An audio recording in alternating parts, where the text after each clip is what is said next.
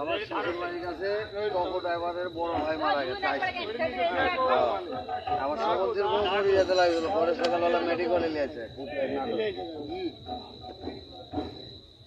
রবি এটি কি উঠলো রে? হ্যাঁ যা এদিকটা পাইতে পাটি কাটি ওই দিক পাঠিয়ে চলে যাবি।